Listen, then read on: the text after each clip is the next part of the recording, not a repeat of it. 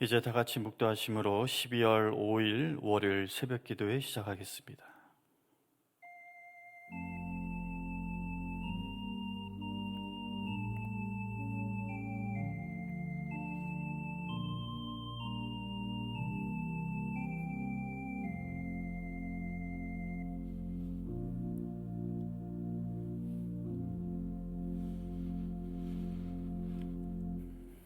새로운 한 주간을 열어주시고 은혜 안에 살게 하신 하나님 감사합니다.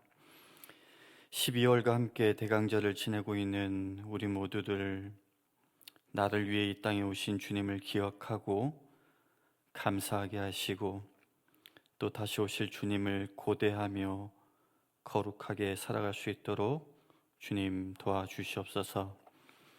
이 시간 주님을 사모하는 우리의 심령에 성령으로 임재하셔서 주님으로 인하여 감사와 기쁨과 소망이 차고 넘치는 그런 한 주간을 살아갈 수 있도록 인도하여 주시옵소서.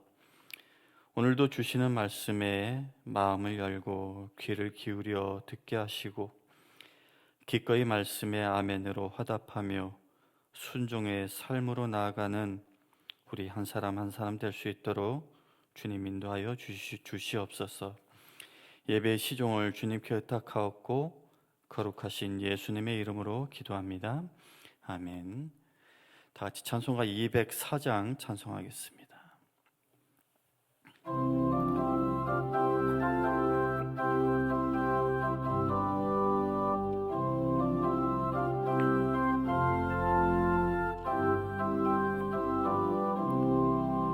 주의 말씀 듣고서 준행하는 자는 반석 위에 터닫고 집을 지은 같아.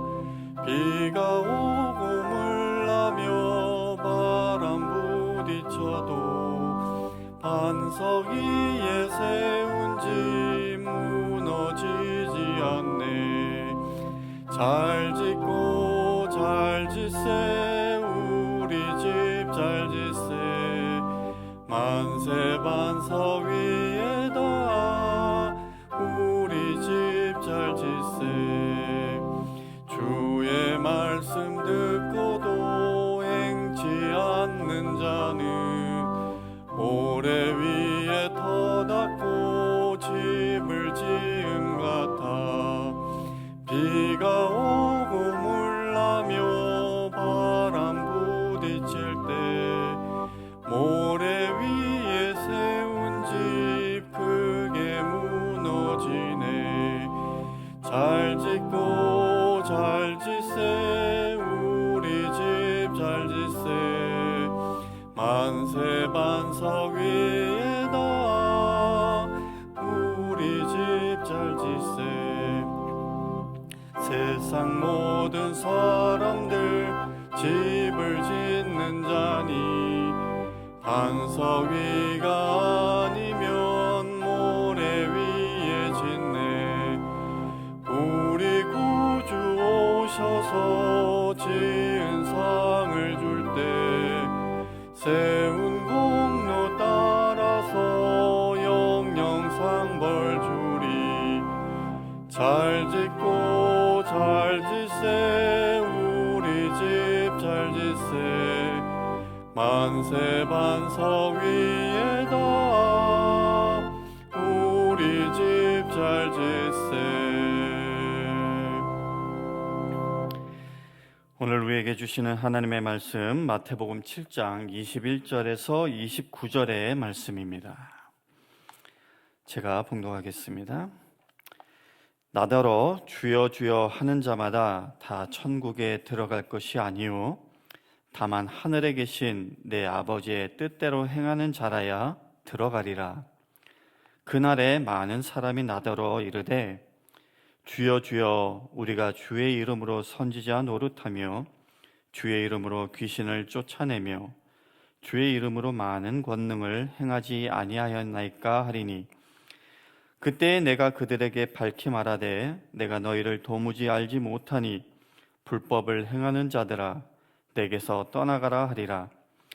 그러므로 누구든지 나의 이 말을 듣고 행하는 자는 그 집을 반석 위에 지은 지혜로운 사람 같으리니 비가 내리고 창수가 나고 바람이 불어 그 집에 부딪히되 무너지지 아니하나니 이는 주추를 반석 위에 놓은 까닭이요 나의 이 말을 듣고 행하지 아니하는 자는 그 집을 모래 위에 지은 어리석은 사람 같으리니 비가 내리고 창수가 나고 바람이 불어 그 집에 부딪힘에 무너져 그 무너짐이 심하니라. 예수께서 이 말씀을 마치심에 무리들이 그의 가르치심에 놀라니 이는 그 가르치시는 것이 권위 있는 자와 같고 그들의 서기관들과 같이 아니함일러라. 이른바 두 건축자의 비유를 담고 있는 오늘 본문은 우리에게 잘 알려진 말씀 가운데 하나입니다. 사실 오늘 말씀의 중요성과 그리고 의미가 얼마나 큰가 하는 것을 마태복음 안에서 오늘 본문이 위치한 그 자리를 통해서 짐작할 수가 있는데요. 무슨 말이냐 하면은 마태복음 5장 1절 2절에 예수께서 무리를 보시고 산에 올라가 앉으시니 제자들이 나온지라 입을 열어 가르쳐 이르시되 이러면서 이제 말씀이 시작되는데요. 그 첫 가르침이 너무도 유명한 심령이 가난한 자는 복이 있나니 천국이 그들의 것이미요 라고 하는 팔복 선언입니다. 그렇게 5장부터 시작해서 7장까지 예수님의 가르침을 모아놓은 것을 가지고 소위 산상수훈이라고 하는데요. 오늘 본문은 그 산상수훈의 마지막 자리에 있는 내용입니다. 그렇다면 산상수훈의 마지막 위치에 놓여 있다라는 것은 무엇을 의미하는가? 한마디로 앞에서 가르치신 것들을 종합하여서 내리는 결론적인 말씀이다라는 거죠. 그런 점에서 본문이 가지는 중요성과 의미가 남다르다라고 할 수 있겠습니다. 혹시 집 짓는 일을 해보신 분이 계신지 모르겠습니다. 저도 그렇지만 아마 대부분의 분들은 집 짓는 일에 대한 경험이 없을 거다라고 생각되는데요. 아무튼 팬데믹 이후에 그 공터가 있다라고 하면 집이나 아파트가 세워지는 것을 우리가 심심찮게 요즘도 볼 수가 있는데, 놀라운 것은 그 집 짓는 속도가 어마어마하다는 거죠. 예전에 비하면 건축 기술이 엄청나게 좋아졌기 때문이다라고 생각이 들기는 하지만 말이죠.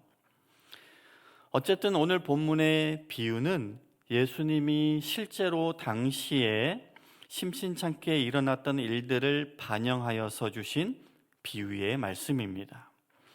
해서 그때의 상황적 또는 배경적인 이해가 필요한데요.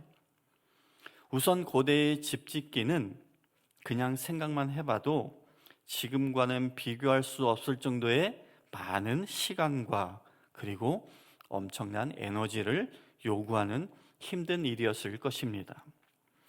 그러다 보니까 이스라엘, 그러니까 팔레스타인 지역에 사는 사람들은 집을 지금처럼 아무 때나 짓지 않고 가급적이면은 여름에 지었다라고 합니다.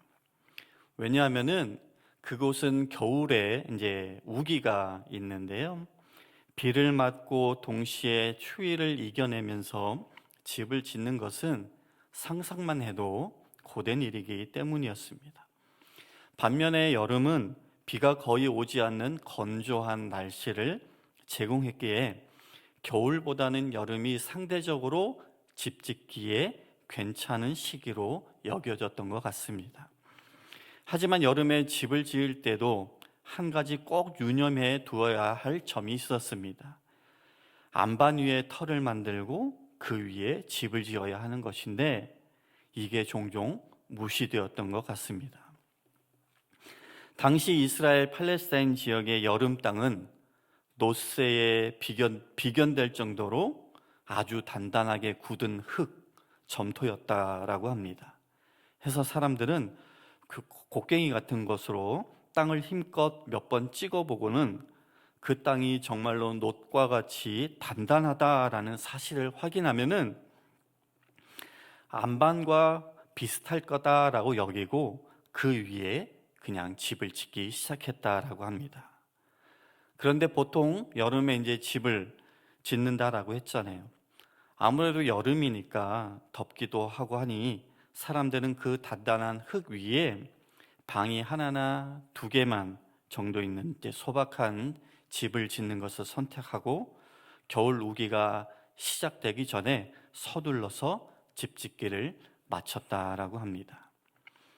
그런데 문제는 겨울이 되어서 이제 우기가 시작되는데 혹 평년보다 많은 비가 오기라도 한다면 예상치 못한 일이 일어났다고 합니다. 이런 거죠.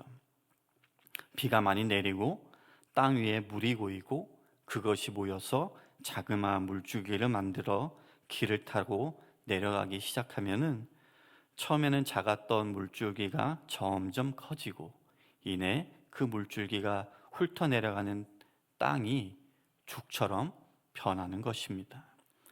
노쇠처럼 단단했던 집터가 어느새 흐물흐물 되어서 집이 통째로 뒤틀리기 시작하고 그렇게 벽에 쌓은 돌들이 하나둘씩 빠져나오고 결국은 건물 전체가 무너져 내렸다라는 기록이 있습니다. 건물은 늘 단단한 안반 위에 지어야 한다라는 그 단순한 원칙을 무시하고 반석이 나올 때까지 땅을 파지 않고 그 당시에만 딱딱한 땅을 안반처럼 여기고 집을 지었을 때 그리고 폭우가 내리고 물살이 들이칠 때 그 건물의 내구성, 그 부실함이 금방 드러나고 마는 것이었습니다. 건축과 관련하여 아주 유명한 일화가 있습니다. 들어보신 분들이 계실 텐데요. 일본 동경의 도쿄에 임페리얼 호텔, 제국 호텔이라고 하는 유명한 호텔이 있습니다. 이 호텔은 19세기 후반에 세워졌는데 20세기에 들어서 여러 가지 사고로 화재 등으로 이제 건물이 소실되는 등 경영적인 어려움에 처하게 되었습니다. 이 경영상의 위기를 극복하고자 이제 호텔 경영진이 프랭크 로이드 라이트라고 하는 세계적인 건축가를 통해서 1923년에 새로 신관 호텔 공사를 시작했다고 합니다. 그런데 호텔이 지어지는 동안에 이 건축가를 향한 비난이 대단했다라고 하는데요. 왜냐하면은 호텔을 짓는데 소요된 기간이 4년이었는데 그 가운데 절반인 2년을 기초공사하는 데에만 소모했고 그에 따라 비용도 당시 그 예상했던 비용보다 훨씬 많이 그렇게 들어갔기 때문이었다라고 합니다. 그럼에도 건축가는 묵묵히 기초를 다지고 또 다졌습니다. 그렇게 해서 4년 만에 제국 호텔이 완공이 되고 후에 이제 개관 기념 파티를 준비하는 그 가운데 그 유명한 관동 대지진이 일어난 거죠. 그때 지진으로 사망한 사람만 9만여 명, 다친 사람들까지 포함하면 수십만 명, 그리고 그 지진으로 인해 파괴된 건물이 무려 46만여 채였을 정도의 대재앙이었는데 이 건축가가 지은 신관 호텔은 창문 몇 개만 깨졌을 뿐 거의 멀쩡하였고 그 지진이 일어난 그 다음 날부터 구호본부로 사용되어졌다라고 전해지고 있습니다. 그 이유는 분명합니다. 건물을 짓때 깊이 파고 그 기초를 반석 위에 놓았기 때문이었습니다. 기초를 그만큼 튼튼하게 다졌기 때문인 거죠. 오늘 비유에서 예수님은 반석 위에 기초를 놓고 집을 짓는 건축자와 같은 신앙인이 되라고 우리들에게 요구하고 계십니다. 어떻게요? 말씀을 듣고 행함으로써 비록 지금 표면에 흙이 단단하게 굳어 있을지라도 거기에 안주하거나 안심하지 말고 그 딱딱한 점토층을 깊이 파고 관통해서 안방까지 뚫고 들어가는 그 수고와 노력이 필요하다라는 겁니다. 그것이 말씀을 듣고 행하는 것이고 말씀을 삶으로 구현하는 것입니다. 그러나 현실은 예수님을 믿는다고 하는 사람들은 많지만 정작 예수님을 닮고 예수님을 드러내는 그런 사람은 그렇게 많지는 않은 것 같습니다. 사도 바울이 얘기한 것처럼 경건의 모양은 갖고 있으나 경건의 능력은 부족한, 이 괴리가 어디서 연유하는 건가? 답은 매우 단순하고 명료합니다. 말씀을 듣는 자는 많지만 말씀에 순종하는 자는 적기 때문일 것입니다. 사랑하는 여러분, 어느 때이든지 우리의 삶에는 우리의 믿음의 집을 강타하는 폭풍이 찾아올 수가 있습니다. 그런데 그때 말로만 예수님을 믿는다고 하는 것이 폭풍 가운데에서 우리 신앙의 집을 지켜주지 않습니다. 우리 자신에게 진지하게 물어보기 원합니다.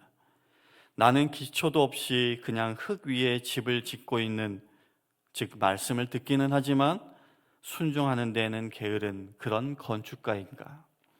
아니면 땅을 깊이 파는 수고를 마다하지 않고 기초를 반석 위에 놓으려고 하는, 그렇게 말씀을 듣고 행하는 건축자인가? 그런 자가 되려고 애쓰고 있는가라고 말이죠. 우리가 행할 것들 정말 많이 있지만 마태복음의 산상수훈을 토대로 그 제목들만 몇 가지 언급하면서 오늘 말씀을 정리하고자 합니다. 심령이 가난하고 함께 슬퍼하고 그리고 온유한 자가 되라. 세상의 소금과 빛으로 살아라. 성내지 마라. 음란한 마음과 생각을 버려라. 악한 자에게 선으로 대하라. 원수를 사랑하라. 구제하되 은밀하게 하라. 외식하지 말라. 기도할 때도 금식할 때도 은밀한 중에 보시는 하나님 앞에 하는 것처럼 하라. 비판하지 말라.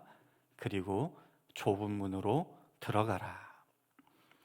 다 우리가 행해야 하는 말씀이지만 우선적으로 내가 행해야 할 말씀이 무엇인지 기도하고 결단하고 순종함으로 땅을 깊이 파고 반석 위에 기초를 놓아 어떤 폭풍에도 흔들리지 않는, 넘어지지 않는 그런 집을 짓는 건축자와 같은 그런 저와 여러분, 우리 모두가 될 수 있기를 주님의 이름으로 간절히 축원합니다.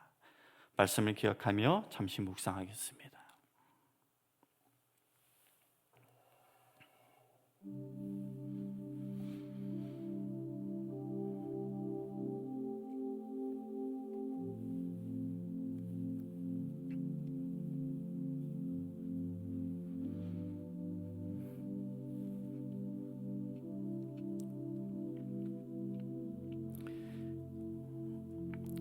어찌하여 너희는 나더러 주님 주님 하면서도 내가 말하는 것은 행하지 않느냐라고 하신 주님의 그 음성 앞에 저희들 겸손히 엎드립니다.